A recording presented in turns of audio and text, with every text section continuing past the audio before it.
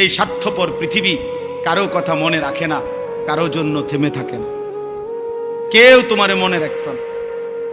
তুমি মরে গেলে কারো হাতে সময় নাই তোমারে কান্দে লইয়া কান্দনের, কারো হাতে সময়।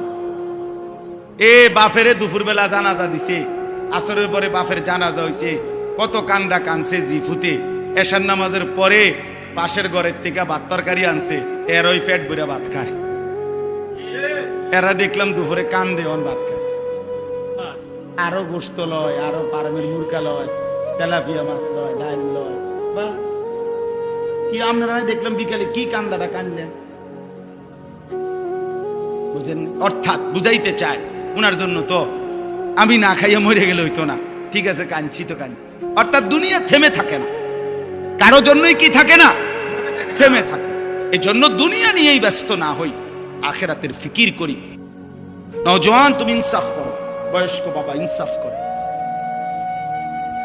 একটু পরে যার যার ঘরে যার যে ফিরে যাবেন, কেউ কারো জন্য থামে না। স্বার্থপর এই দুনিয়া কারো কথা মনেও রাখে না, কারো জন্য থামেও না, কারো জন্য থামে।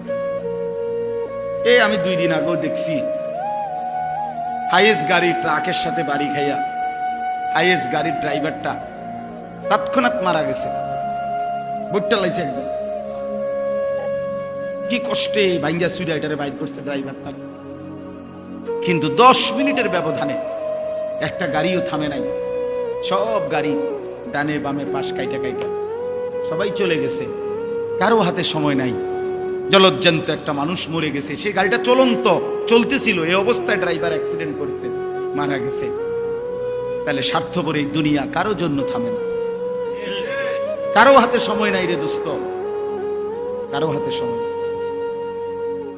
কারো হাতে সময়। দিন শেষে রাত শেষে একাকী ভাইবা দেখেন, আমি আমি আমি একাই, আমার সুখে আমি, আমার দুঃখ আমি, আমার আনন্দ আমি, আমার বেদনা।